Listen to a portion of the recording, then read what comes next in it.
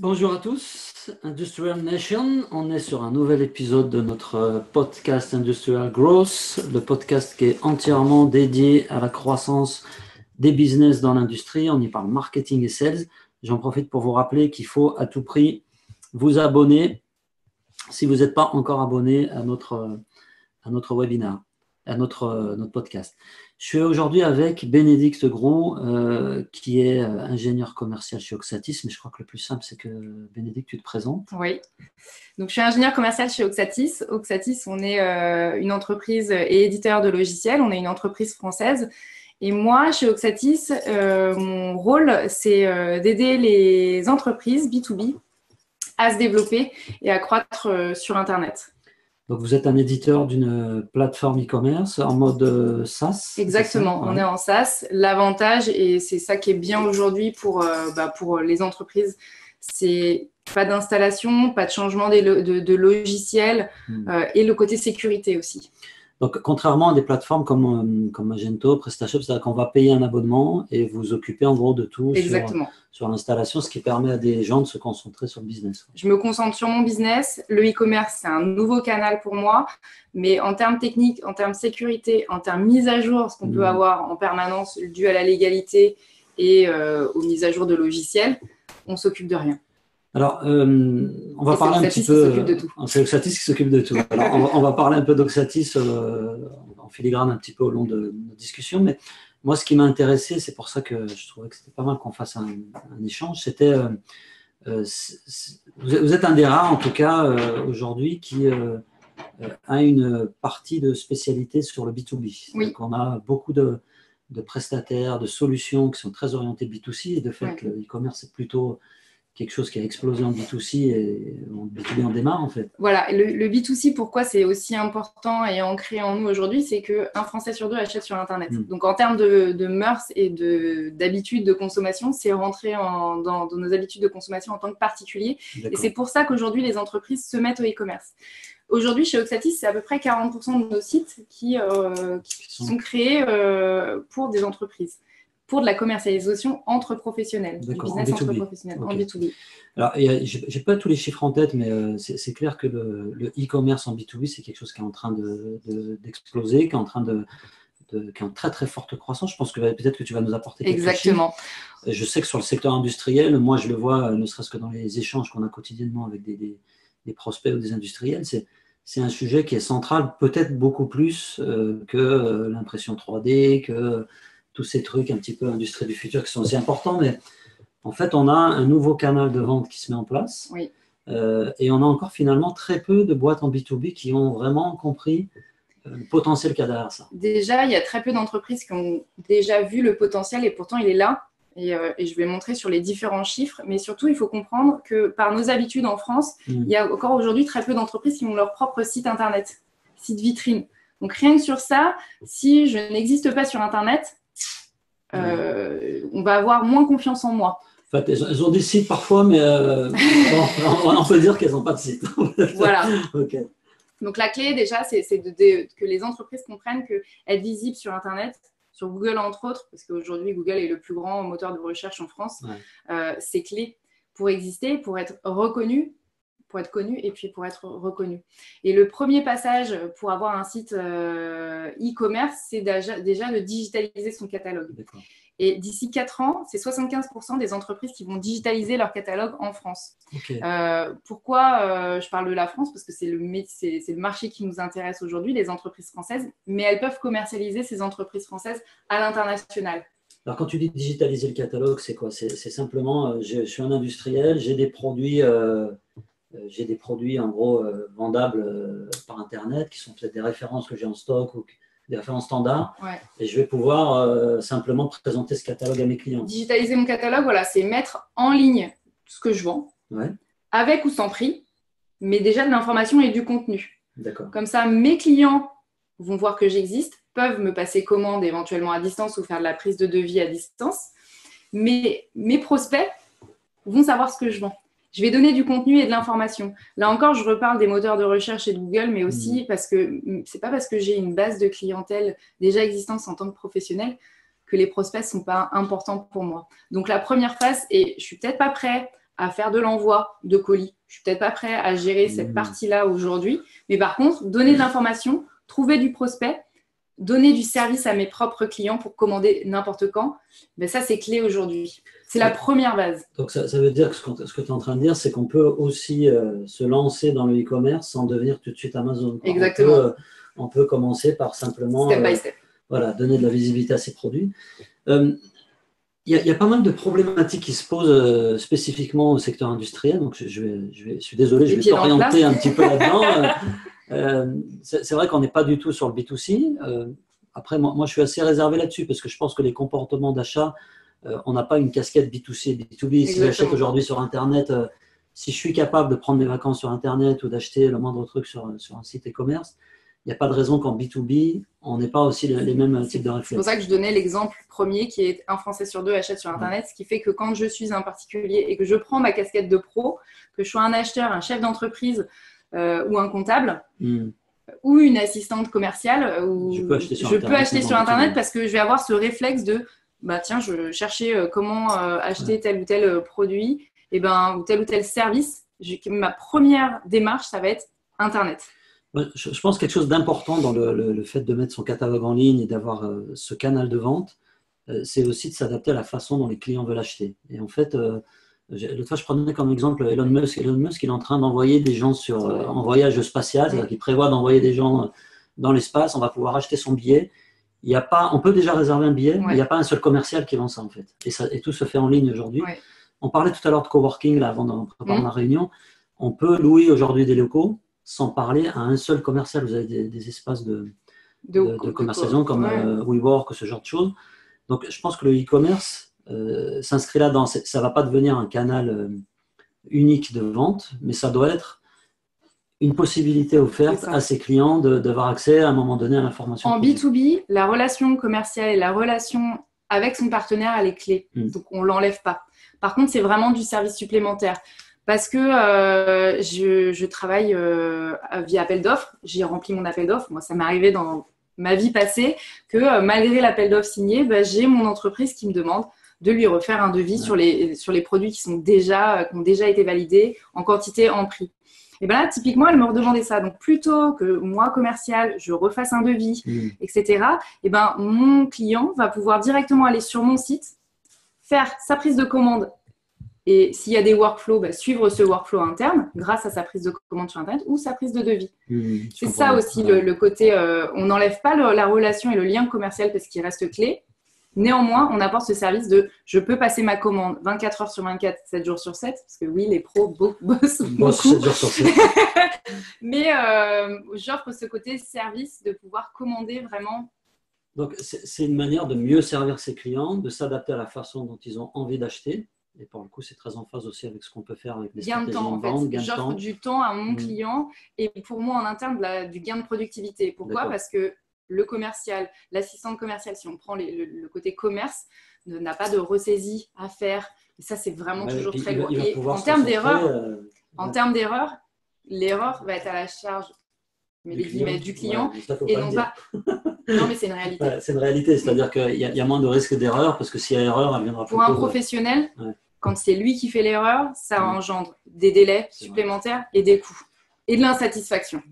Moi, ce que je vois surtout, c'est aussi permettre aux commerciaux, pour le coup, avec ce canal de vente, de se concentrer aussi sur là où ils peuvent apporter de la valeur ajoutée. C'est-à-dire que typiquement, quand on lance ce type de catalogue en ligne, c'est pour des pièces ou des commandes qui sont récurrentes, qui sont faciles à faire. Il y a plusieurs typologies en effet. Et ce qui est intéressant dans une de ces parties-là, c'est le réassort de commandes. Ouais. J'ai mon client, je suis en effet sur la pièce détachée. C'est un des exemples qui est très intéressant. Je commande toujours la même chose dans les mêmes quantités. Je vais reprendre ma dernière commande. Je ne vais pas attendre d'avoir le commercial disponible. Exactement. Commande, etc. Exactement. C'est pour ça que je parlais de satisfaction client et de rapidité. Moi, j'ai plein de questions à te poser parce qu'on m'en pose plein. Je dois reconnaître que je ne suis pas un expert moi, de la mise en œuvre des plateformes e-commerce. Je pense que chacun a son métier. Et j'encourage moi, les gens à plutôt aller voir des spécialistes, en tout cas pour le développement des plateformes. Après, il y a des stratégies d'attraction à mettre en place. Mais sur le développement, je trouve que c'est intéressant qu'on puisse échanger. Oui. Parmi les questions qu'on me pose, on vient de parler de la concurrence avec l'équipe commerciale, oui. mais souvent dans l'industrie, on a des réseaux de distributeurs. Oui. Et là, moi, j'ai vu un peu tout et son contraire. C'est-à-dire que tu as des boîtes qui vont lancer une plateforme e-commerce pour tester, mais qui vont le faire en catimini avec une marque propre. En tout cas, on va faire en sorte que les distributeurs ou les clients ne reconnaissent pas qu'il s'agit de la même marque. Bon, je laisserai à ces personnes-là alors, en fait, alors déjà, pour revenir à ce que tu disais, le e-commerce, c'est pas un concurrent du commercial. Ouais.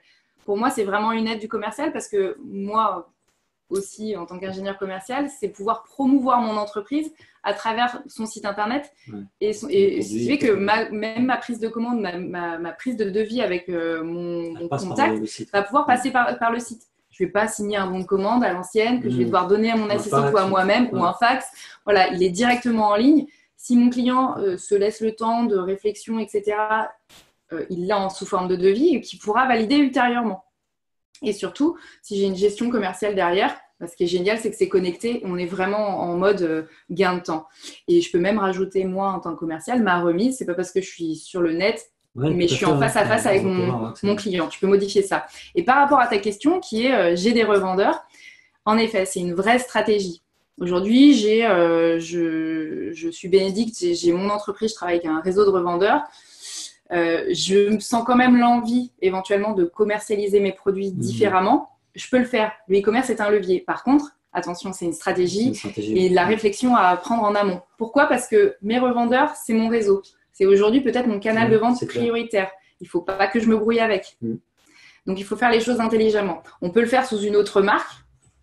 Attention, à voir, mais je pense que la communication toujours avec son réseau, elle est importante. Plus. Et sur mon site, je peux très bien aussi indiquer mon réseau de partenaires en local. Et inviter les clients à venir. En e-commerce, que ce soit du B2C ou du B2B, il est de plus en plus reconnu et les chiffres le montrent aujourd'hui. C'est que quand j'ai un site marchand et ma boutique, l'un et l'autre permet du business. On voit, il y a même des modèles de pure players qui aujourd'hui ouvrent des boutiques. J'ai entendu parler de ça. Aujourd'hui, on va dire que les pure players, c'est un canal qui diminue par rapport aux entreprises et aux Ce qu'on observe, c'est qu'on offre finalement à nos clients, en B2C comme en B2B, tout le panel de possibilités. Ouais. Je peux très bien aller dans le magasin, voir à quoi ressemble le produit et puis décider de l'acheter le soir. Exactement. Ou inversement, je vais regarder sur le site e-commerce et puis finalement, je veux avoir en réel et je vais l'acheter. Mais c'est ça. Donc, on n'est pas dans la concurrence entre les canaux. Je pense qu'aujourd'hui, tout le monde a plus ou moins compris ça. Exactement. Je vais prendre un autre exemple qui n'est pas industriel mais qui est plus artisanal. Je vends de la peinture. Ou je vends du revêtement de sol. Ouais. C'est pareil. Moi, je suis artisan, je suis sur la route tout le temps. On entend les pubs Renault qui font pour le trafic, c'est pareil. Je suis avec mon téléphone, je prends ma prise de commande parce que là je suis sur un chantier et j'en ai besoin tout de suite. Soit je vais y aller récupérer ma commande en direct, mais je vais la repasser comme ça. Ou soit je vais me faire livrer ou directement sur mon chantier. Donc il y a des vraies possibilités là, sur du B2B, donc voilà. Industriel, mais qui c'est pas d'industriel, mais c'est des problématiques qui sont réelles et qu'on retrouve en fait. Je vois très bien. Ok, alors on parlait un peu de stratégie, justement, moi je pourrais te partager avec toi une liste de toutes les erreurs que j'ai pu voir sur le lancement de tout ça. Tout à l'heure, on préparait un peu le truc, on discutait sur les sommes que sont prêtes à mettre, c'est des enjeux importants, souvent sur monter une plateforme e-commerce, on avait des budgets qui peuvent être très, très importants. Et puis on avait une discussion sur par quoi on commence. En fait, on a souvent tendance à vouloir avoir le site parfait, à vouloir avoir beaucoup de choses. Moi, je vois beaucoup de boîtes qui veulent avoir des configurateurs très poussés, qui veulent mettre de la 3D, qui veulent avoir un truc qui est finalement très joli. C'est quoi un peu tes recommandations sur comment on démarre ce type de projet ? Est-ce qu'il faut y aller tout de suite avec le max d'impact, entre guillemets, visuel ? Ou est-ce que toi, tu préconises plutôt, on disait tout à l'heure… Alors, chez Oxatis, on a vraiment ce fonctionnement de… Et parfois, on va nous dire qu'on prend du temps, mais parce que pour nous, c'est clé ce temps. Parce qu'on va vraiment faire une découverte du projet du client, de son périmètre fonctionnel. Est-ce qu'il y a une gestion commerciale ? Quelles sont les informations à disposition ? Celles qui sont manquantes et qui seraient à intégrer. Alors, quand je parle de gestion commerciale, on y retrouve des articles, on y retrouve des clients et on y retrouve des prix. Et parfois, plusieurs prix pour un même article. Je te coupe, la gestion commerciale, on parle bien du logiciel qui permet, c'est l'ERP. ERP, exactement. Donc ça, c'est un aspect, on en reparlera aussi. On en reparlera après, mais c'est un aspect qui est clé pour justement tout ce qui est connexion et paramétrage de la solution. Dans le budget, on a aussi tout ce qui est visuel, création. En B2B, moi, mes clients aujourd'hui sont un petit peu moins…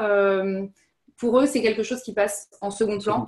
Parce que ce qui va être important, c'est pour eux le gain de temps et le service à leurs clients. Okay. En B2B, aujourd'hui, pour moi, dans les enjeux clients, c'est gain de productivité, augmentation de chiffre d'affaires, augmentation de la visibilité.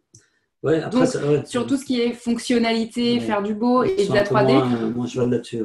Et nous, ce qu'on explique surtout, c'est aujourd'hui, monsieur le client, c'est OK, on est prêt à investir 10, 15, 20, 30, 50 ou plus, mais c'est de savoir où est-ce qu'on les investit et comment. Et parce que cette somme-là, à partir de quand on va avoir ce retour sur investissement? Chez Oxatis, on a vraiment ce côté calculer les fonctionnalités par rapport au retour sur investissement. Et de la vue 3D, peut-être que dans l'activité de certains, n'a aucun intérêt et n'a pas de retour sur investissement rapide. Et ce n'est pas ce qu'on va générer. Par contre, on pourra le faire dans un deuxième temps. On peut avoir une stratégie très agile où on va se dire, on essaye de… Et ça, c'est un petit exercice moi, que j'invite à tous ceux qui nous écoutent et qui peuvent avoir des projets de ce type. Faites la liste de toutes vos envies, un peu comme sur les sites, la liste de mes envies. Et puis regardez les fonctionnalités ou les choses qui vont vraiment avoir de l'impact. Il y a une loi de Pareto à la 80-20. Exactement. Et en général, on se rend compte que 20% de tout ce qu'on imaginait vouloir développer, souvent les 20% représentent 80% de l'impact. Et quand je parle d'impact en termes de business et de chiffre d'affaires. Je ne parle pas d'impact en termes de trafic ou de ce genre de choses, mais vraiment de résultats derrière.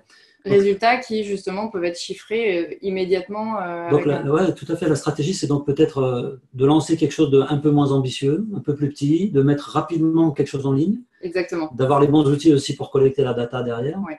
Alors, non seulement je commence à vendre, donc ça veut dire que ça me permet de tester mon business, de récupérer un peu de retour sur investissement. Oui.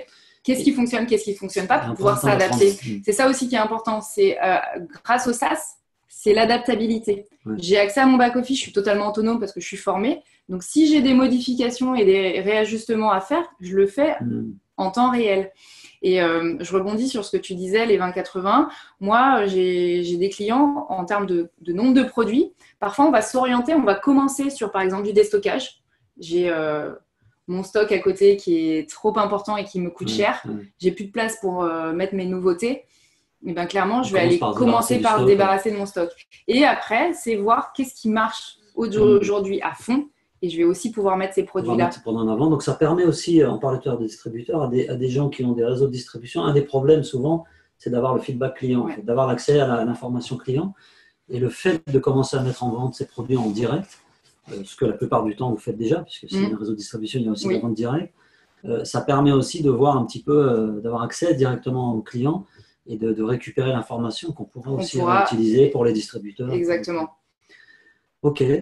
On s'est perdu un peu sur les slides. Tu avais des choses un peu à nous dire. Éventuellement, attends, dis-moi. Comment je… Alors, attends, je te remets le truc. Excusez-nous, c'est du live. Hein. Ouais. Donc, on a vu 75% des entreprises ont digitalisé leur catalogue. Ouais. C'est vraiment un chiffre clé. C'est un chiffre important. Et au niveau du taux de croissance en e-commerce, en B2B, selon toi? Donc, toi, tu n'as pas la réponse. Moi, je serais très ambitieux. Je dirais que c'est 46%, mais peut-être que je suis trop ambitieux. Un peu trop ambitieux. Ouais. C'est 32% la croissance en B2B. Je redonne quand même un chiffre pour le B2C, c'est 15% de croissance. Donc, c'est montrer que le B2C, c'est dans nos mœurs, mais ça croît à 15%. Est-ce que le B2C a vraiment tout son potentiel? Et là, les chiffres marchés, le marché en valeur en France. En France, je ne sais pas, mais je sais que dans le monde, c'était je crois que dans le monde, c'est plusieurs centaines de milliards. Enfin, je sais que c'est énorme. En France, on est sur quoi, 20 milliards? Non, le marché aujourd'hui est à 55 milliards et en 2020, va passer à 150 milliards d'euros. C'est juste fou parce que là, une entreprise, quand on est chef d'entreprise et qu'on voit ça, on se dit OK, je ne peux pas passer à côté. Non, on ne peut pas passer à côté de ça. Et de toute façon, c'est une lame de fond. C'est-à-dire qu'aujourd'hui, c'est ne serait-ce qu'en outil de vente qu'on va mettre à disposition de ses clients, c'est requis. C'est-à-dire que c'est pas, la question n'est pas de savoir si je dois le faire ou pas. C'est comment je prends les commandes de mes clients, comment je mets à leur disposition mes services. Et si vous vendez des produits, ça me paraît quelque chose… Et parfois, dans certains secteurs d'activité, parce qu'il y en a encore plein où il n'y a pas de site, il n'y a pas de prise de commande à distance, vaut mieux être le premier parce que les places seront un peu moins chères sur les premiers que quand on arrive là. C'est clair. Les premiers qui ont dégainé en e-commerce, en général, c'est ceux qui ont tiré un peu les marrons du feu, quoi. C'est plus compliqué après, parce que la concurrence… Parce que la concurrence, mais néanmoins, je vais avoir été celui qui va avoir offert du service en premier, et moi en interne, vraiment, le gain de produit. En fait, en B2B, c'est gain de productivité en interne, service à mes clients. Et si je reprends le côté interne, mais on va le voir, le côté, ce qui est important, hein, ce qui est pourquoi créer mon site, pour 58% des entreprises, c'est pour améliorer mon service et ma fidélité. Okay. Alors, si je peux me permettre, moi en tout cas, j'ai observé ces derniers mois, depuis 2-3 ans, une évolution. C'est-à-dire qu'il y a quand on a commencé, nous, à l'agence Nil, les questions qu'on avait sur le e-commerce, quand j'avais des questions là-dessus, c'était beaucoup est-ce que j'y vais, est-ce que je ne vais pas. Je trouve qu'aujourd'hui, le débat, il est, en tout cas dans les boîtes industrielles qu'on adresse… c'est comment j'y vais ? Ouais, c'est plutôt tous les problèmes que ça pose, parce que ça pose des problèmes de logistique. Et il y a un point que tu as soulevé tout à l'heure, c'est la connexion avec le système d'information. Oui. On n'est pas dans le cas d'une boîte qui a un magasin et qui va vendre quelques produits en ligne. Quand on est sur souvent des systèmes qui sont complexes, oui, avec de l'approvisionnement, avec des stocks, avec des prix différents en fonction du type de client. Il y a tout un tas de choses qui peuvent être, en tout cas a priori, paraître comme beaucoup plus complexes que ce qu'on peut voir sur le B2C. C'est pour ça que les enjeux sont différents. Et tu as raison, c'est ce côté prise de conscience. Je veux y aller, mais ça me semble compliqué. C'est vrai, mais ce n'est pas forcément vrai avec tout le monde. Nous, ce qu'on offre, c'est le côté interopérable avec n'importe quelle solution de gestion. Pourquoi cette interopérabilité, elle est clé? C'est que ce sera complexe. Un démarrage, c'est comme un démarrage d'entreprise. Ouais. Il faudra prendre du temps, accorder du temps pour un démarrage, mais pour qu'après, ça coule. Et ce temps et cette interopérabilité, elle est clé pour justement une problématique de stock, avoir mes stocks à jour, une problématique de prix. C'est clé. Je ne peux pas me permettre que si toi, tu te connectes à mon site, que normalement, le produit, tu le payes 100 et que demain, tu te connectes, c'est 58, c'est pas bon. C'est pas bon pour moi. C'est bon pour toi. C'est bon pour moi, ouais. Voilà. Ouais. Donc là, on parle un peu du modèle SaaS. Moi, c'est personnellement un modèle sur lequel je pousse mes contacts en leur disant que vaut mieux dépenser de l'énergie sur le marketing qu'il va y avoir autour, sur la réflexion éventuellement sur les connecteurs avec le système d'information, sur la stratégie. Je pense que le budget vaut mieux qu'il soit majoritairement mis là. Alors je dis ça, c'est pas anodin, parce qu'en général, ça coûte quand même beaucoup moins cher, sauf erreur de ma part, de partir sur des plateformes comme les vôtres, sur le long terme, puisqu'on va économiser tout ce qui est aussi maintenance.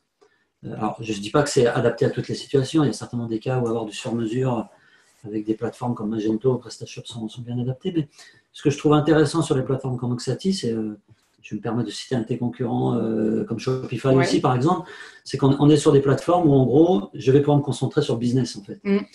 Et ça, c'est quelque chose, je pense, que devraient regarder de plus près les industriels qui veulent se lancer. Est-ce que vous avez vraiment besoin d'avoir à la maison, in-house, là, l'équipe informatique qui va devoir gérer tout le système? Ou est-ce que ce n'est pas plus intéressant de s'appuyer sur des boîtes comme Oxatis, par exemple, pour se dire, je me décharge de la partie technique, je m'assure d'avoir toujours quelque chose qui est à jour et je me concentre sur la stratégie, sur le business, sur le retour sur investissement. Et je pense aussi, tu as raison, et je pense qu'aussi en tant que particulier, on l'a intégré avec du Gmail, avec du Facebook, qui sont des entreprises qui sont en SaaS. Mais en interne, on peut avoir du mal. Mais ça rentre dans les mœurs. Et aujourd'hui, c'est bien pour ça que quand il y a 1 euro qui est investi dans les logiciels, c'est 5 euros qui sont investis en SaaS. Ça montre… Au bout d'un moment, on comprendra. Mais tu as raison qu'en termes de sécurité, même sécurité informatique, c'est pas quelque chose dont je dois me préoccuper.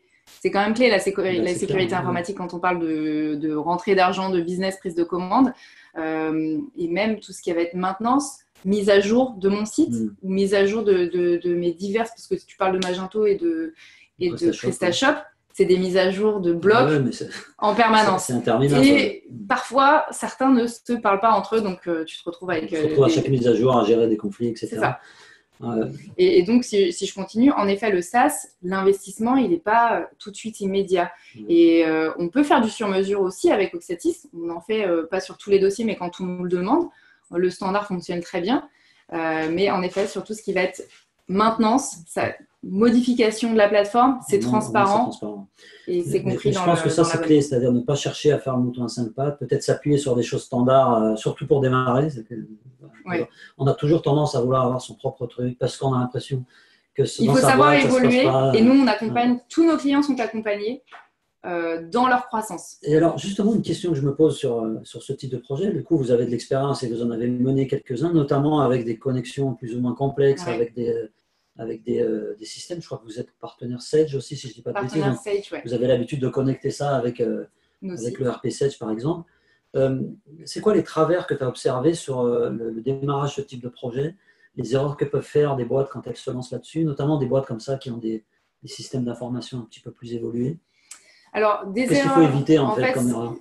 Alors, une base, qu'elle soit Sage, EBP ou autre, elles ne sont pas du tout configurées de la même manière, parce que chaque client est différent, même dans le même secteur d'activité. Donc, on est obligé de s'adapter. Parfois même, c'est l'occasion pour le client de refaire sa base, entre guillemets, un petit peu plus propre. Donc ça fait partie des questions à se poser. Est-ce que mon système d'information en interne est au carré, il est prêt à se connecter avant de chercher à le connecter? Néanmoins, même s'il ne l'est pas, on va quand même faire dans tous les cas le business. Mais en fait, pourquoi on aimerait, dans le meilleur des mondes, que les bases soient nickel, ce serait un vrai gain de temps au démarrage justement pour la connexion. Mais même pour le client, parce que des fois, il a des articles qui datent de Mathusalem ou des catégories tarifaires qu'il n'utilise plus, mais qu'il a encore. Donc, ça peut être l'occasion déjà de faire le ménage un petit peu. De reprendre contact avec son responsable, son entreprise de gestion commerciale. De remettre les choses en ordre, quoi. Et voir pour certaines entreprises des dossiers sur lesquels j'ai travaillé, qui a revu sa structure aussi en interne. Pour l'adapter. Et donc, ça a des impacts aussi, j'imagine, sur la logistique, sur ce genre de choses. Est-ce que ça, c'est une problématique Logistique, non, puisque c'est juste un canal de vente qui est différent, qui est nouveau, mais on est en B2B. Donc, on est moins impacté en B2B qu'on a pu l'être à certains moments sur le B2C. Sur le B2C, il faut gérer cette histoire d'envoi de colis. De dernier kilomètre, des choses comme ça. En B2C, on va dire que déjà, sur tous les paiements, on peut se dire qu'on a des paiements en compte. C'est-à-dire que je ne sors pas ma carte bleue.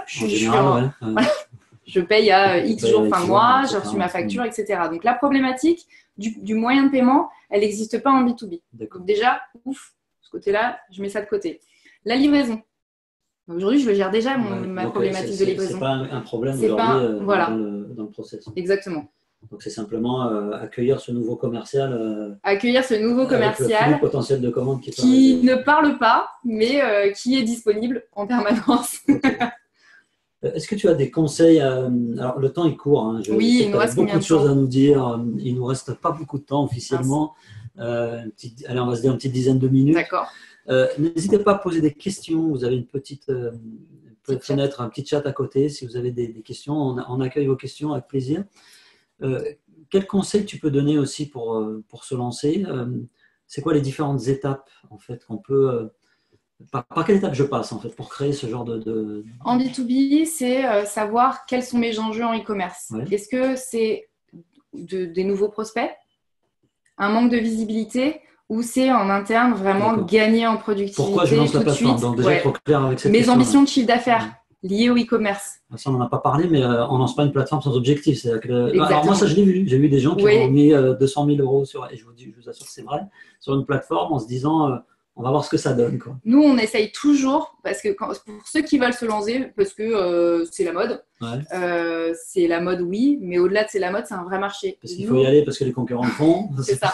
Mais sauf que moi, moi et mes collègues, on va toujours essayer de creuser pour connaître les ambitions du client. Parce que nous, on va le suivre comme ça. On n'en a pas parlé, mais il y a tout ce qui est tunnel de conversion accessible depuis son back-office client. Et il faut que nous, comme ce sont des clients qui vont passer au service fidélisation, ils sont suivis. Donc, on va suivre aussi sur les atteintes et les réalisations. Alors, on a une petite question. Comment alliez-vous e-commerce, donc offre standardisée via catalogue et services différenciés adaptés ou customisés pour chaque client? Alors ça, c'est vraiment une question intéressante. Souvent, le e-commerce, c'est de la commande en ligne. Enfin, sur les plateformes traditionnelles, c'est un peu le même parcours pour tout le monde. En B2B, on a souvent différents niveaux de clients.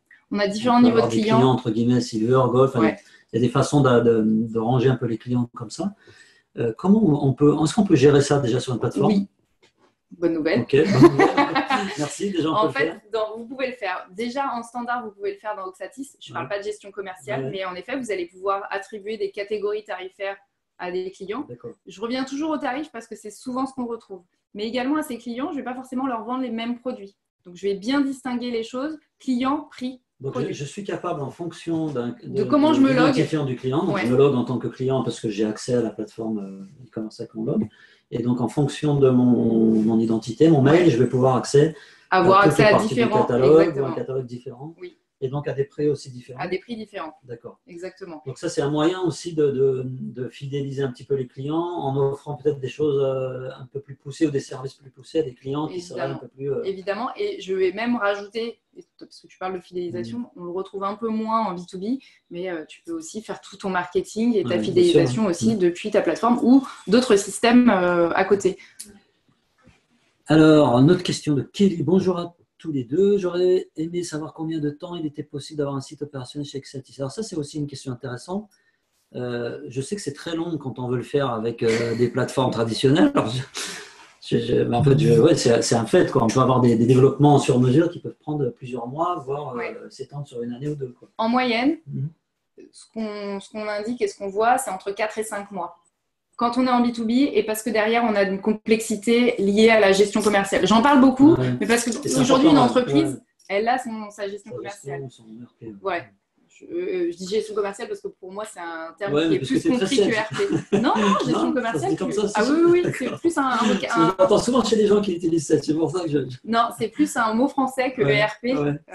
Voilà, c'est pour ça que je préfère vulgariser le langage. Donc, il faut partir sur ces délais-là. Et ce qu'il faut bien prendre en considération, c'est qu'au début du projet, jusqu'à la fin du projet, il y a un gestionnaire de projet qui est là pour bien calibrer les choses et timer le client dans le temps. Parce qu'il va suivre de la formation, parce qu'on va s'occuper du design de son site, on va s'occuper de le connecter ou non, mais de faire de l'intégration et de l'import de contenu. Ok. Donc on est sur quelques des délais qui sont super courts par rapport à des développements sur mesure avec… Même dans du sur mesure, il suffit qu'en effet, encore une fois, je reparle du chef de projet parce que c'est une personne qui est clé. Elle connaît le projet, le choix d'être accompagné, il est hyper important. Et je dirais même que l'accompagnement Oxatis ne commence pas à la fin du lancement, une fois que le site est live, mais vraiment après. Mais au démarrage, nous, on est rapide. Mais c'est vrai qu'après, on travaille avec plusieurs intervenants. Donc, dans l'entreprise, il faut bien comprendre que le e-commerce, si on veut se lancer, il faut lui donner et lui consacrer du temps comme un vrai projet. Aussi, oui. Alors, et les moyens, c'est les moyens humains et financiers. Une question, du coup, ça rejoint un peu ce que tu disais tout à l'heure. Tu as commencé à nous parler tout à l'heure de funnel ou de tunnel de conversion. On nous demande quels indicateurs de performance faut-il mesurer. Comment on sait que sa boutique fonctionne? Moi, j'ai envie de dire le chiffre d'affaires, mais bon, il n'y a peut-être pas que ça. En fait, c'est ça. C'est-à-dire qu'on a plein d'analyses possibles depuis son back-office. Quand on est en B2B, clairement, on est censé avoir un tunnel de conversion beaucoup plus haut que si je ne suis pas connu. Pourquoi? Parce qu'en B2B, je vais donner accès. Voilà. Ils me connaissent déjà. J'ai un accès qui est sécurisé. Je voyais, on a un des clients quand je préparais notre entretien qui est MyBringsShop. Lui, il a 47% de taux de conversion. Entre ceux qui arrivent, qui mettent au panier et ceux qui finalisent la commande. C'est clé. Donc, en fait, le premier indicateur, ça va être celui-ci, mon tunnel de conversion. Le taux de conversion, visiteur-client. Et donc, mon chiffre d'affaires. Après, mon chiffre d'affaires et mon panier moyen peuvent être différents de ma force de vente sur le terrain. Pourquoi? Parce que je vais potentiellement avoir une stratégie qui va être de mettre en termes de prix, plus cher, moins cher. Et puis surtout, il faut savoir qu'en ligne, donc le commercial, il connaît son catalogue, il va proposer les choses. Parfois, il ne va nous proposer que les produits qu'il a envie de proposer, sur lesquels il est à l'aise. En ligne, l'avantage que l'on a, même s'il n'y a pas de commercial, c'est tout ce qui va être vente suggestive. Et entre guillemets, comme elle est paramétrée, cette vente suggestive ou complémentaire, donc, on va décider en amont si un client visite telle fiche, on va lui proposer tel type de produit, comment on le voit. C'est augmenter son panier moyen aussi de cette manière-là. C'est beaucoup plus facile de faire de l'upsell parce qu'on va aussi dire, tiens, c'est le moment de profiter de telle opportunité. Si Exactement. Jusqu'au marketing à la fin, en validation, on peut aussi proposer des articles. Du coup, il y a des indicateurs comme l'abandon de panier aussi, qui sont des indicateurs pour savoir si sa boutique est bien optimisée en termes de pouce à l'achat, de push. Les paniers abandonnés, on peut les voir de différentes manières. En tout cas, pour nous, c'est un vrai moyen d'analyse. Il est vrai aussi en B2B, et justement, il faut creuser pourquoi en B2B. Parce qu'en B2C, c'est mon moyen de paiement qui n'est pas adapté. Les modes de livraison qui ne sont pas adaptés. En B2B, souvent, et donc, la relance… on n'aura pas ce problème-là. Normalement, on ne devrait pas l'avoir. Mais justement, il faut creuser différemment. Sur un des sites que j'ai regardé encore aujourd'hui, il y avait 320 000 euros d'abandon de panier, quand même un chiffre d'affaires consécutif, pour 30 paniers. Donc, c'est des paniers qui sont élevés. C'est des paniers qui sont importants. Mais c'est savoir pourquoi. Et justement, d'activer tout ce qui est relance de panier. Donc, d'automatiser aussi les choses avec des stratégies sur les abandons de panier. Tout ce qui est relance de panier, c'est-à-dire que tu vas abandonner, tu fais ton panier, puis tu vas refaire tes courses ou autre chose. Tu as un client qui arrive, donc forcément, tu abandonnes ta commande. Mais c'est de recevoir un mail et de dire, Monsieur Bourras, vous avez… n'oubliez pas de finaliser votre commande pour être livré dans les 24 heures, etc. Une commande qui est très, là pour le coup, très orientée industrie. On a parlé tout à l'heure un peu de commandes ouvertes, de commandes d'approvisionnement. Donc, ça veut dire qu'il y a un contrat cadre. On a une question là-dessus. Comment gérez-vous les commandes ouvertes ou pro sur contrat cadre? Donc, j'ai un contrat cadre avec une société. Je fournis mes produits. Alors, comment ça peut se gérer soit les produits sont déjà libres en catalogue pour tout le monde. Et donc, moi, je vais avoir la possibilité de commander, mais à un prix différent. Donc, ça, on l'a vu tout à l'heure, on sait gérer. Avec mon compte, j'ai accès à mes tarifs qui ont été négocier au préalable, soit je vais attribuer ces produits qu'à cette entreprise. Donc ça veut dire que je me connecte et je vois que les produits qui ont été, prévus dans le contrat cadre. Exactement. Mais cette question, on peut en arriver à se dire, voilà, peut-être que je vais la chercher parfois un peu trop loin pour mon démarrage. Il n'y a pas besoin forcément de se prendre trop la tête, entre guillemets, là-dessus quand on lance une boutique. On sait le gérer, néanmoins, mais ça fait partie des questions où, comme tu disais, peut-être que c'est compliqué. Est-ce que c'est vraiment opportun de développer ce genre de fonds? Parce que là, c'est du développement, j'imagine, un peu. Non, c'est pas du… non, pas du tout. C'est vraiment… c'est standard. C'est quelque chose qui peut être fait facilement. C'est dans mon catalogue ou pas, mais si c'est que pour un client, je vais l'attribuer à uniquement ce client-là. Ok. Alors, on a plus de questions. Malheureusement, on va devoir un peu… Est-ce que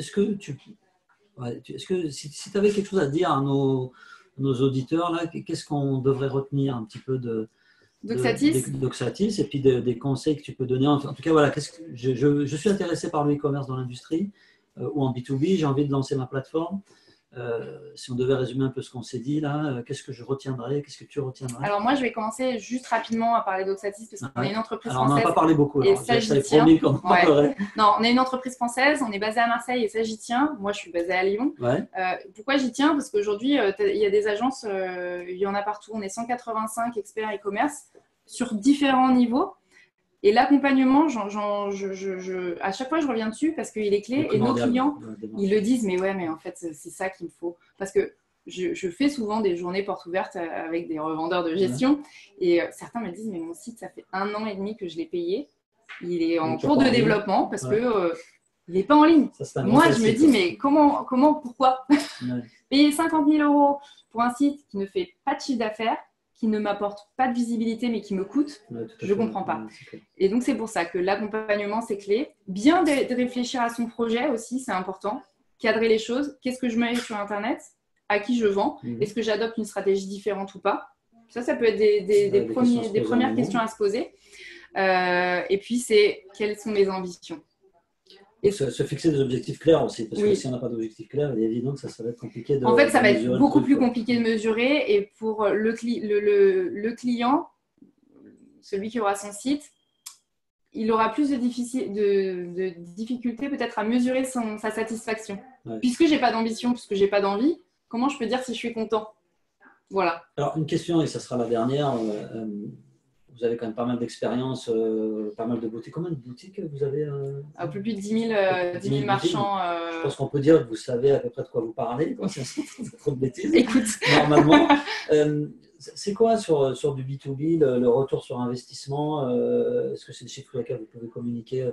L'investissement moyen en général d'une création de site. On est sur quelle fourchette? Encore une fois, je repars d'un site connecté parce qu'en B2B, c'est toujours ça. C'est à partir de 15-20 000 euros. D'accord. À partir 20 000 euros, donc après, on est sur un mode SaaS, donc ça veut dire que je vais… J'ai mon abonnement. Dans les 15-20 000 euros, il y a l'abonnement de la première année. Donc là, 15-20 000 euros, c'est l'abonnement. C'est l'abonnement, la création pour la première année. Et après, par contre, tu n'auras que l'abonnement. Après, il n'y a que l'abonnement qui court une fois qu'on a fini les développements. Ou s'il y a des développements supplémentaires. Voilà. Et en termes de retour sur investissement, bon, moi je trouve que ce n'est pas très élevé, 15 000 euros pour un ticket d'entrée pour lancer quelques.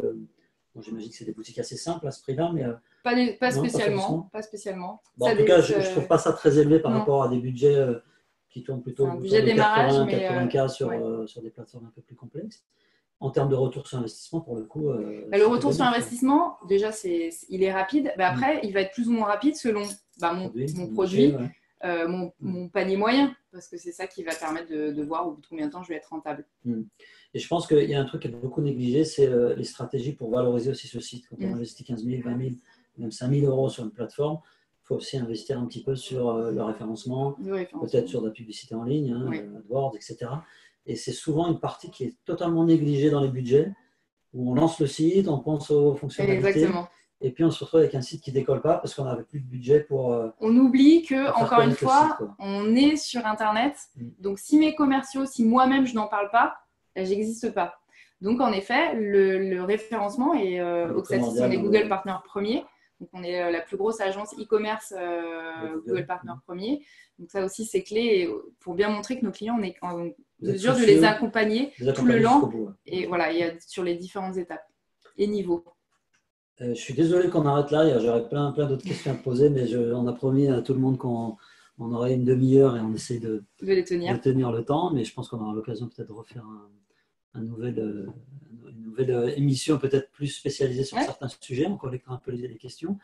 Je vous invite à vous abonner encore une fois à notre podcast Industrial Growth. On va essayer vraiment de traiter des sujets. Le but c'est de vous aider, c'est de traiter des sujets qui peuvent vous apporter du business et vous aider à grossir votre business. Bénédicte, merci. Allez, à l'américaine. À très bientôt. Merci à tous. Au revoir.